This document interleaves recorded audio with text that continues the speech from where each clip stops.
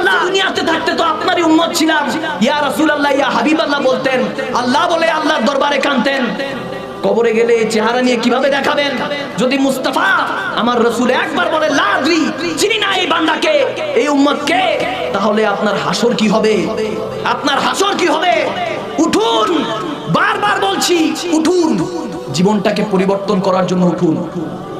এই আজকে মেহফিলে বসেছেন যে হুজুররা কোরআন সুন্নাহ থেকে আলোচনা করবে কিছু হেদায়েতের জন্য, কিছু হেদায়েতের জন্য ভালো লাগছে, হুজুরদেরকে দেখে ভালো লাগছে না। আমরা বারবার আসবো না, এই মেহফিল বারবার সাজানো হবে না। এখান থেকে প্রতিজ্ঞা করে যান, আল্লাহর 5 ওয়াক্ত নামাজ মৃত্যু হয়ে যাবে কিন্তু কাজা করব না। রাজি আছেন? দুই হাত তুলে তো বলুন না রাজি আছেন? আজকে আমার এক বাবা বলতেছে অমুক একজন 8 কোটি টাকা 10 কোটি টাকা খরচ করে মসজিদ বানিয়েছে। আমি বললাম মসজিদ বানাইছে, মুসল্লি কয়জন? কোটি কোটি টাকা দিয়ে মসজিদ বানানো হচ্ছে কি হচ্ছে না? আওয়াজ দিয়ে বলেন না। শুধু মসজিদ হলে হবে না, বান্দা প্রতি নামাজের সেজদা, এটা কোন চারটিখানি কথা নয়। এই সেজদা আল্লাহর অনুগত্যর স্বীকারোক্তি করা হয়। আপনি আল্লাহর কতটুকু খাস হচ্ছেন সেটার জন্য আপনাকে প্রস্তুতি নাও। এই 5 ওয়াক্ত নামাজের জারিয়া করে দিয়েছে। এই জারিয়াটা করে দিয়েছেন কে? আওয়াজ দিয়ে বলেন না কে? আজ চলে যাচ্ছে, সময়গুলি চলে যাচ্ছে, ভাবতেছেন আগামীকাল আবার আসবে সময়, আবার পাবো। না না, এই হিসাব নিয়ে থাকেন না। আপনি উঠুন, জিন্দেগিটা পরিবর্তন করে উঠুন।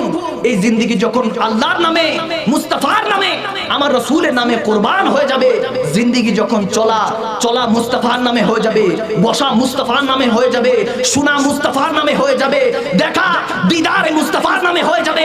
আজকে মরেন, মরতে দেরি হবে না, নামটা পরিবর্তন হয়ে যাবে। বলবে লাশ, লাশ বলবে, লাশ বলবে, লাশটাকে তাড়াতাড়ি গন্ধ বের হচ্ছে, তাড়াতাড়ি কবর দাও। আপনার রক্ত যার জন্য এত কিছু করতেন, বান্দা আমার মুস্তাফা বলে উম্মত ভয় পাইস না। যখন আজরাইল জান নিয়ে টানাটানি করবে, শয়তান ঈমান নিয়ে টানাটানি করবে, আমি মুস্তাফা তখনও তোর সাথে আছি। যদি আমি রাসূলকে অতটুকু ভালোবাসিস, আমি মুস্তাফা ওই মউতের সময় আছি। কবরে যখন মুনকার নাকির প্রশ্ন করবে, আমি রাসূল তখনও আছি।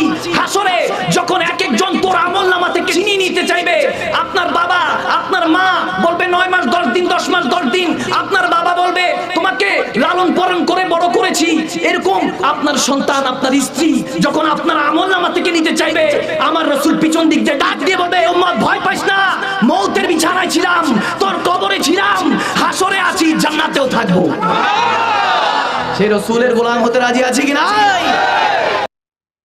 আওলাদে রাসূলদের মাকাম সম্পর্কে যদি বুঝতে চান, আদর্শ সম্পর্কে বুঝতে চান, গভীর খেয়াল।